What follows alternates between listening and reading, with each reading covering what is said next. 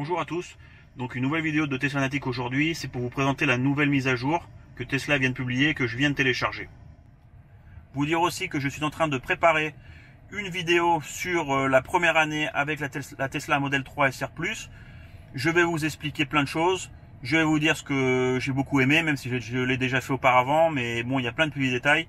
Je vais repasser vraiment la voiture en détail au niveau de la peinture, au niveau des freins, au niveau des jantes, à tous les niveaux, pour que vous puissiez vraiment voir l'état de la voiture, s'il y a eu une usure prématurée sur certains endroits. Et surtout, j'en profiterai pour donner mon avis après cette année et vous donner quelques petites choses que moi j'améliorerai. La voiture n'est pas parfaite, d'accord. Je ne vais pas vous dire que c'est une voiture parfaite. C'est une super voiture, je suis très content, mais il y a des petits points que moi j'améliorerai. Et donc je vais profiter de cette vidéo dès un an avec la Model 3 pour vous expliquer tout ce que je pense. Aussi, je vous encourage donc à liker la vidéo et à vous abonner à ma chaîne si c'est pas fait encore. Ça va m'encourager et ça pourra faire évoluer la chaîne. Ça permettra de publier d'autres vidéos dans le futur. Donc cette mise à jour est la 2020.16.2.1 et tout de suite je vais vous expliquer un petit peu les nouveautés. C'est pas une grosse mise à jour, mais il y a des choses qui sont intéressantes que je vais vous montrer. Sur cette nouvelle mise à jour, 4 points intéressants. Le premier point, la Tesla Toybox, donc un menu qui a été repensé, un menu qui défile où apparaissent les différentes options. La deuxième chose est l'amélioration sur la visibilité des chargeurs à proximité en fonction de leur puissance. Donc un petit éclair, deux petits éclairs, trois éclairs en fait pour donner l'indication de la puissance maximum du chargeur, que ce soit un superchargeur ou un chargeur en destination. Le troisième point est l'amélioration apportée à la caméra embarquée. Je dirais plutôt que c'est au niveau du contrôle et du formatage du périphérique, notamment de la clé USB. Donc maintenant, il suffira de brancher la clé USB et directement sur le menu, ce sera possible de formater celui-ci et d'ouvrir ce fichier afin d'enregistrer les séquences de vidéo quand on met la voiture en mode sentinelle. Le quatrième point, qui est pas si important que ça, c'est l'amélioration du jeu Backgammon. Je vais pas le regarder parce que honnêtement je joue pas trop à ça, les jeux je joue pas trop, mais ça fait partie de la mise à jour, donc je vous le montre. Au niveau du premier point, le coffre à jeu, je vais vous montrer le nouveau menu que vous avez à gauche maintenant. Un menu que vous pouvez bouger de haut en bas. Et vous avez effectivement une prévisualisation du menu, en l'occurrence le petit feu de camp quand on veut être romantique, la planche à dessin pour dessiner. Il n'y a rien de nouveau de ce côté-là, les menus c'est les mêmes, sauf qu'ils ont été repensés et disposés d'une manière différente, qui est plus pratique. Le deuxième point de cette mise à jour, c'est une amélioration au niveau de la carte et la possibilité de sélectionner les chargeurs, quels qu'ils soient, en fonction de leur puissance de charge. Alors comme vous pouvez le voir à l'écran, on a maintenant dans le menu un système d'éclair qui permet de filtrer ces chargeurs. Vous pouvez voir que là ils sont tous validés, 1, 2, 3, donc ça veut vraiment dire qu'on a tout type de chargeurs. En l'occurrence, là j'ai un centre commercial qui est à 400 mètres avec des chargeurs à 22 kW. Donc ça c'est du Tesla aussi.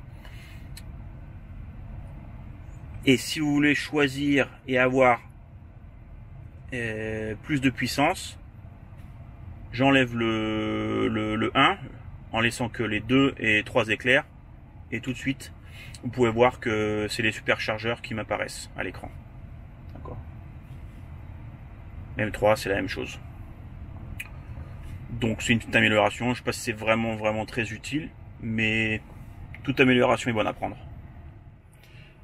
Le troisième point important est l'amélioration de la gestion de la clé USB, comme je l'ai dit auparavant.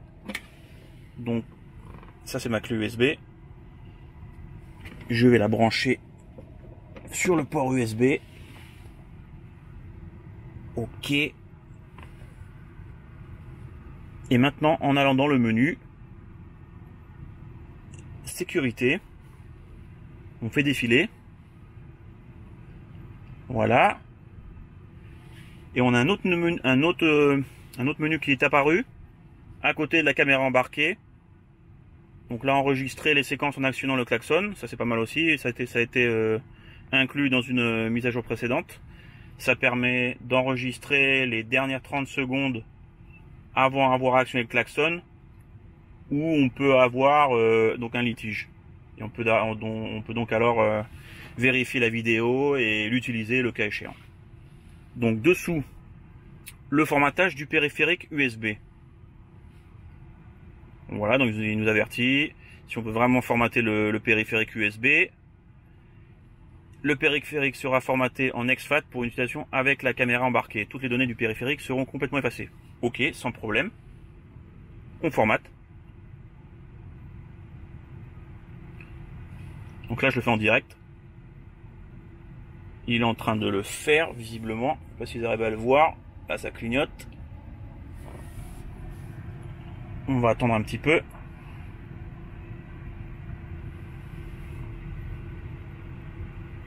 Là, je pense que c'est bon. Donc voilà, là c'est fait. Donc ça c'était voilà une amélioration, c'est un peu plus facile. Vous n'avez plus besoin de connecter votre clé USB à l'ordinateur et formater la clé USB et nommer un fichier Tesla Cam, si mes souvenirs sont bons, pour pouvoir commencer à enregistrer vos séquences de vidéo du mode Sentinelle. Donc pas mal, une petite amélioration en plus. Voilà, c'est tout pour aujourd'hui. Une petite vidéo de mise à jour, assez standard, sans trop de grosses nouveautés. C'est quand même important de maintenir le fil et de vous informer de tout ce qui arrive à la Model 3. Surtout pour les gens qui pensent en acheter une. C'est vrai que dernièrement, je pense que c'est plus compliqué du fait du ralentissement de l'économie à cause de ce virus. Mais je pense qu'il y a quand même pas mal de gens qui avaient l'idée d'acheter une Model 3. Et n'oubliez pas que même si le coût d'acquisition de la voiture est assez élevé, vous pourrez oublier de dépenser de l'argent dans l'essence. Donc c'est quand même un très bon achat et c'est bon pour notre planète. J'en profite aussi après, donc vous le verrez, pour vous donner un petit peu envie de voyager sur Barcelone. Une petite séquence vidéo sur une petite route avec une super vue sur la ville. Je pense pas que vous l'ayez déjà vu sous cet angle. Donc profitez bien. Voilà, allez, à bientôt.